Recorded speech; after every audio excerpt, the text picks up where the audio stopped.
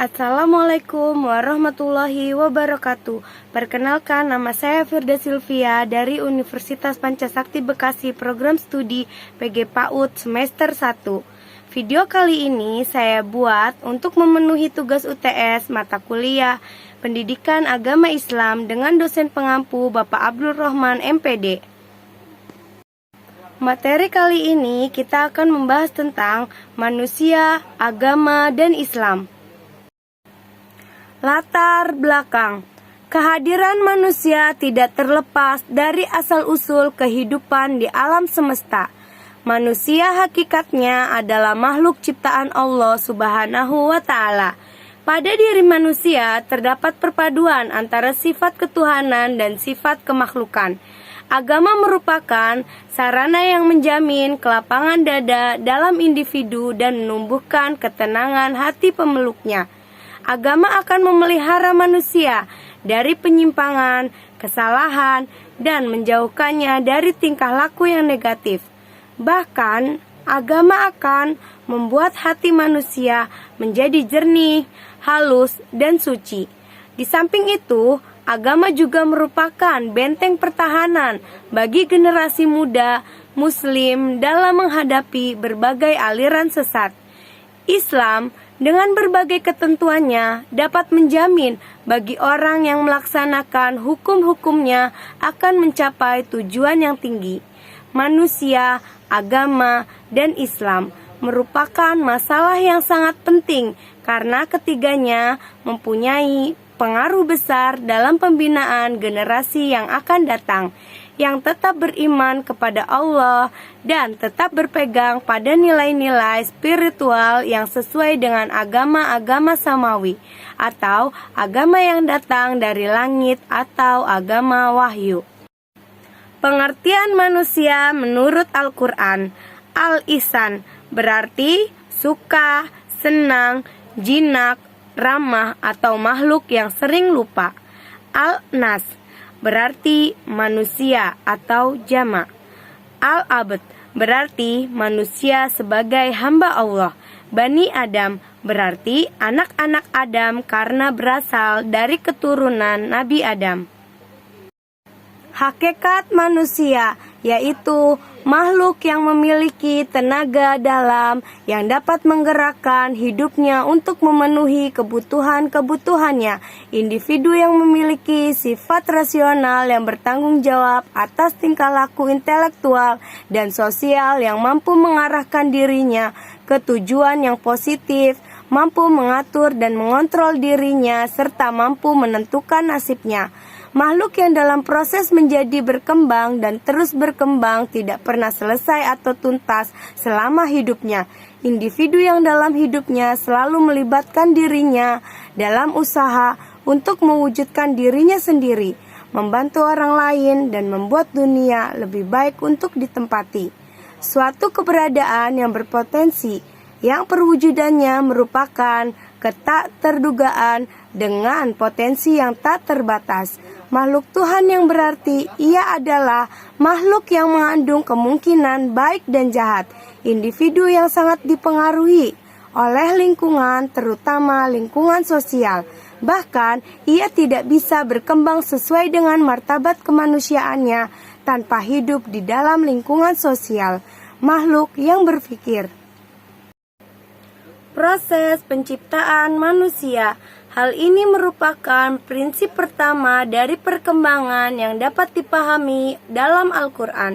Ketika menyatakan bahwa Allah Maha Pencipta, dengan kata lain kehidupan manusia memiliki pola dalam tahapan-tahapan tertentu yang termasuk tahapan dari perubahan sampai kematian. Dalam surat Al-Mu'minun ayat 12-15 yang artinya, dan sesungguhnya kami telah menciptakan manusia dari suatu saripati atau berasal dari tanah. Kemudian kami jadikan saripati itu air mani yang disimpan dalam tempat yang kokoh, rahim. Kemudian air mani itu kami dijadikan segumpal darah. Lalu segumpal darah itu kami jadikan segumpal daging. Dan segumpal daging itu kami jadikan tulang belulang. Lalu tulang belulang itu kami bungkus dengan daging. Kemudian kami jadikan dia makhluk yang berbentuk lain. Maha suci Allah, pencipta yang paling baik. Kemudian sesudah itu sesungguhnya kamu sekalian benar-benar akan mati. Dari ayat tersebut diketahui bahwa perkembangan embrio terjadi secara bertahap. Tahapan-tahapan dari arti ayat tersebut sama persis dengan yang digambarkan oleh ilmu pengetahuan modern. Tujuan penciptaan manusia untuk menyembah Allah Subhanahu wa Ta'ala, yang berarti ketundukan manusia pada hukum Allah dalam menjalankan kehidupan di muka bumi, baik ibadah ritual yang menyangkut hubungan vertikal manusia dengan Tuhan maupun ibadah sosial yang menyangkut horizontal manusia dengan alam semesta dan manusia. Pengertian agama. Agama, menurut bahasa Sanskerta, agama berarti tidak kacau. Tidak gama kacau. Dengan kata lain, agama merupakan tuntunan hidup yang dapat membebaskan manusia dari kekacauan. Agama menurut Kamus Besar Bahasa Indonesia adalah sistem yang mengatur tata keimanan atau kepercayaan dan kepribadatan kepada Tuhan yang Maha Kuasa, serta tata kaidah yang berhubungan dengan pergaulan manusia dan manusia serta lingkungannya.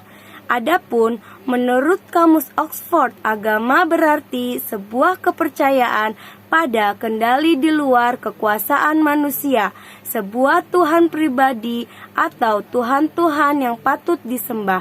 Istilah lain bagi agama ini yang berasal dari bahasa Arab yaitu ad-din, yang berarti hukum, perhitungan, kerajaan, kekuasaan, tuntutan, keputusan, dan pembalasan.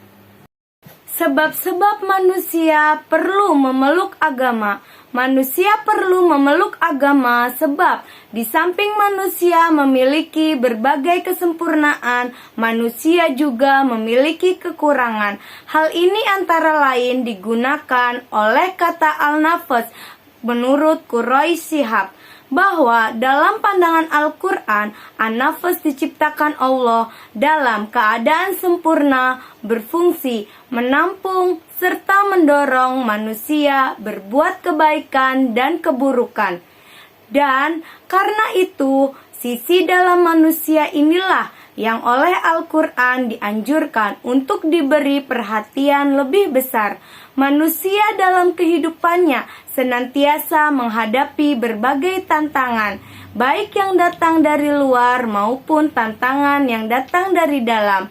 Tantangan dari dalam berupa dorongan hawa nafsu dan bisikan setan. Sedangkan yang datang dari luar dapat berupa rekayasa dan upaya. Upaya yang dilakukan manusia, contohnya berbagai bentuk budaya, hiburan, obat-obat terlarang, dan lain sebagainya yang dibuat dengan sengaja. Pengertian Islam. Islam secara etimologis atau lugawi berasal dari 3 akar kata salam yang artinya damai atau kedamaian, salamah yang artinya keselamatan, aslama yang artinya berserah diri atau tunduk patuh. Sementara agama Islam dapat didefinisikan sebagai suatu sistem ajaran ketuhanan yang berasal dari Allah Subhanahu wa Ta'ala, yang diturunkan kepada umat manusia dengan wahyu melalui perantaraan Nabi Muhammad SAW sebagai pedoman hidup manusia di dunia yang berisi peraturan perintah dan larangan agar manusia memperoleh kebahagiaan di dunia dan di akhirat kelak. Islam sebagai agama yang sesuai dengan fitrah kemanusiaan. Sebagai agama yang datang dari Tuhan yang menciptakan manusia, sudah tentu ajaran Islam akan selaras dengan fitrah kejadian manusia. Fitrah dalam arti tabiat alami manusia. Manusia lahir dengan membawa tabiat atau perwatakan yang berbeda-beda. Watak tersebut dapat berupa jiwa pada anak atau hati sanubari yang dapat mengantarkan untuk sampai pada marifatullah. Sebelum usia balik, anak belum bisa membedakan antara iman dan kafir, karena wujud fitrah terdapat dalam kolbu yang dapat mengantarkan pada pengenalan nilai kebenaran tanpa terhalang apapun. Ibnu Taimiyah membagi fitrah dalam dua macam. Fitrah al-munazzalah, fitrah luar yang masuk dalam diri manusia. Fitrah ini dalam bentuk petunjuk Al-Quran dan Sunnah yang digunakan sebagai kendali dan pembimbing bagi fitrah al-ghorizah. Fitrah al-ghorizah, fitrah intern dalam diri manusia yang memberi daya akal yang berguna untuk mengembangkan potensi dasar manusia. Islam sebagai agama yang lurus. Islam adalah satu-satunya hidayah diniyah untuk membimbing manusia dalam meniti dan menata kehidupan. Allah menurunkan agamanya sebagai pedoman yang harus dijadikan referensi dalam menetapkan setiap keputusan. Dengan jaminan ia akan terbebas dari segala kebingungan dan kesesatan. Agama Islam dapat berperan dan berfungsi bagi manusia yang dapat dikembangkan oleh setiap individu sebagai berikut. 1. Pemberi makna bagi perbuatan manusia. 2. Alat kontrol bagi perasaan dan emosi. 3. Pengendali bagi hawa nafsu yang terus berkembang. 4. Pemberi dorongan penguat terhadap kecenderungan berbuat baik pada manusia. 5. Penyeimbang bagi kondisi psikis yang berkembang. Kesimpulan, manusia pada hakikatnya adalah makhluk ciptaan Allah Subhanahu wa Ta'ala. Pada diri manusia terdapat perpaduan antara sifat ketuhanan dan sifat kemakhlukan. Penciptaan manusia sebagai makhluk, sebagaimana fitrahnya yang suci dan mulia, adalah untuk penyembahan kepada Allah Subhanahu wa Ta'ala. Agama sangat diperlukan oleh manusia sebagai pegangan hidup, sehingga ilmu dapat menjadi lebih bermakna. Yang dalam hal ini adalah Islam. Agama Islam adalah agama yang selalu mendorong manusia untuk mempergunakan akalnya memahami ayat-ayat kauniyah atau sunatullah yang terbentang di alam semesta, dan ayat-ayat Qur'aniyah yang terdapat dalam Al-Quran menyeimbangkan antara dunia dan akhirat. Dengan ilmu kehidupan manusia akan bermutu. Dengan agama kehidupan manusia akan lebih bermakna. Dengan ilmu dan agama kehidupan manusia akan sempurna dan bahagia. Alhamdulillahirabbil alamin. Sekian presentasi dari saya. Mohon maaf apabila dalam penyampaian masih banyak kekurangan dan kesalahan. Wassalamualaikum warahmatullahi wabarakatuh.